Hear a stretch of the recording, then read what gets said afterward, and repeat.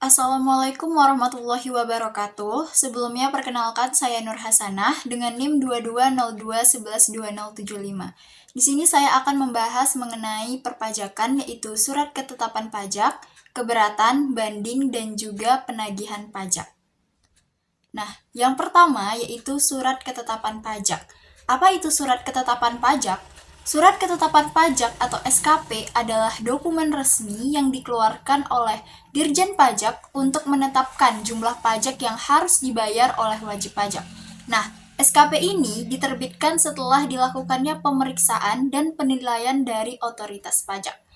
Next, menurut Undang-Undang Nomor 28 Tahun 2007 tentang Ketentuan Umum dan Tata Cara Perpajakan, surat ketetapan pajak adalah surat ketetapan yang meliputi surat ketetapan pajak kurang bayar atau SKPKB, surat ketetapan pajak kurang bayar tambahan atau SKPKBT, surat ketetapan pajak nihil atau SKPN, dan surat ketetapan pajak lebih bayar atau SKPLB.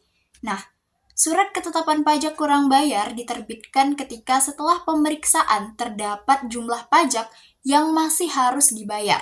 Sementara SKPKBT atau surat ketetapan pajak kurang bayar tambahan diterbitkan apabila masih ada tambahan atas jumlah pajak yang telah ditetapkan. Surat ketetapan pajak nihil diterbitkan ketika tidak ada pajak yang terutang, dan yang terakhir yaitu surat ketetapan pajak lebih bayar yang diterbitkan ketika jumlah kredit pajak lebih besar daripada pajak yang terutang. Nah, selanjutnya, jika WP tidak setuju dengan ketetapan yang tercantum dalam SKP, maka WP dapat mengajukan keberatan dan melakukan banding. Apa itu keberatan? Keberatan berarti tidak setuju. Nah, jika kita berbicara mengenai pajak, keberatan adalah cara yang ditempuh oleh wajib pajak apabila tidak setuju atau merasa kurang puas terhadap SKP yang diterbitkan. Dalam hal ini, wajib pajak dapat mengajukan keberatannya kepada KPP di tempat wajib pajak terdaftar paling lambat 3 bulan sejak diterbitkannya SKP.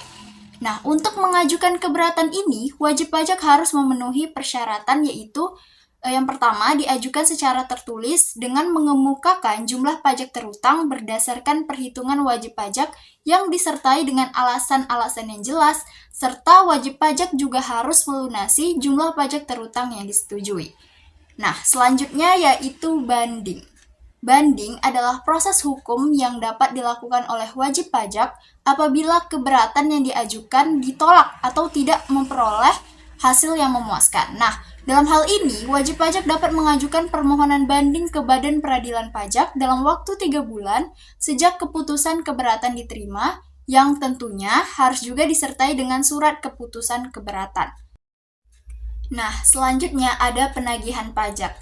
Penagihan pajak adalah proses yang dilakukan oleh otoritas pajak untuk mengumpulkan pajak yang belum dibayarkan oleh wajib pajak. Nah, dalam proses ini, otoritas pajak akan melakukan beberapa hal, seperti mengirimkan STP, surat peringatan, melakukan reminder melalui panggilan telepon atau kunjungan langsung, bahkan dapat melakukan sita aset atau melalui jalur hukum. Nah, pembahasan selanjutnya yaitu mengenai perbedaan. Perbedaan dari keempat proses perpajakan tersebut terletak pada tujuan dari pemberlakuannya. SKP digunakan untuk menetapkan jumlah pajak yang harus dibayar. Selanjutnya, keberatan diajukan apabila tidak setuju terhadap SKP yang diterbitkan. Kemudian banding dilakukan apabila keberatan yang diajukan ditolak, sementara penagihan pajak dilakukan untuk menagih jumlah pajak yang telah ditetapkan.